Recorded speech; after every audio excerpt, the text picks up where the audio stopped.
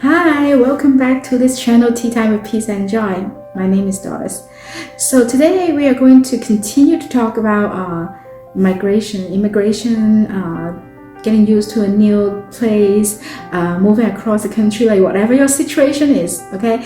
So if you haven't seen the last two episodes, I will have the link to the first video up there, and you can click and start watching it from the first video. And last time we talked about some tips already, and so today we are going to continue. So for the first one, I think a lot of you, if you plan on moving to another place, you would have looked into this already, like housing or school or, things like that. But that is actually quite different for different places. So for example, when I was in Hong Kong, I don't rent a place because, my parents will do those kind of things. I don't have to do any of those. But it's easy to just ask if they will rent it to you, and they rent it to you, and it's as simple as that. Once I got into the US, I found out, it's so different because you may have to have credit, like credit history, right? Because some places, some apartments, for example, they look at your credit history to see if they will rent it out to you. So, things like that is quite different. But one thing that I really want to mention today is not really housing or school yet, but health system.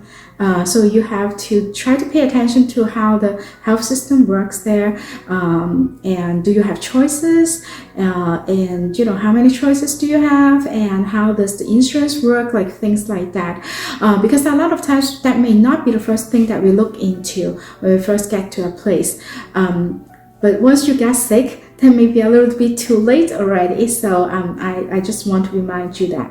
So that is tip one for today. And second, we all need the sense of belonging, and that is so important because sense of community is something that is a basic need for all of us.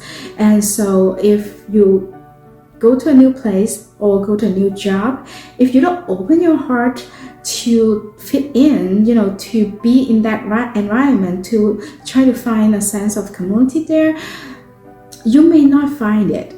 You may always feel like an outsider because if your heart is closed, you may not feel that sense of belonging. So I want to remind you that to try to be more open-minded, try to fit in, or try to, accept them as your co-workers. Don't compare with your old company, just go with the new one and things like that. So that is very important.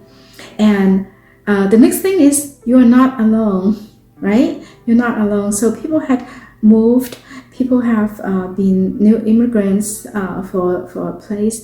So I would say, always remember, there will be people who understand your situation, no matter if you go online and find some people to chat with them, or if you're a Christian, for example, go to the local church and you will find other people who may talk to you about a similar experience, or you can ask around to see if there are anyone who newly moved there, so you can talk to them, things like that. So you are not alone, so always remember that.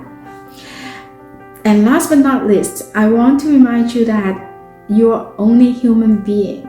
Why am I saying that? Because you should allow yourself to make mistakes. And it is okay to make mistakes. So if you don't know certain things, like how to do it, certain things, it is okay. If you mixed up the schedule for garbage pickup and you didn't get it the first round, it is okay. So there are other solutions, right? So allow yourself to make mistakes, and it is okay, really.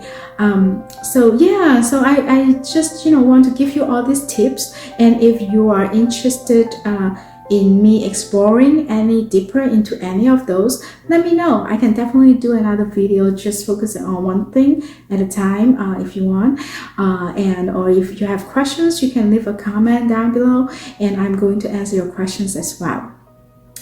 So last but not least, I would like to share a Bible verse with you, and it's in Psalm 23:4. Even though I walk through the darkest valley, I will fear no evil, for you are with me. Your rod and your staff, they comfort me. Of course, I know that, moving is not the darkest value. I'm not saying that at all. What I'm trying to say is, even when the writer, walks through that darkest value, he could still rely on God. And so are we, right? If you feel alone, you feel like no one understands what you're going through at the moment, you can always pray to God, and He is always with you. Okay, thank you for watching. So if you like this video, give me a thumbs up, share with your friends if you find it may be helpful to them, and also subscribe to the channel and click on the bell so you will get the notification when I upload my next video. I'll see you next time. Bye!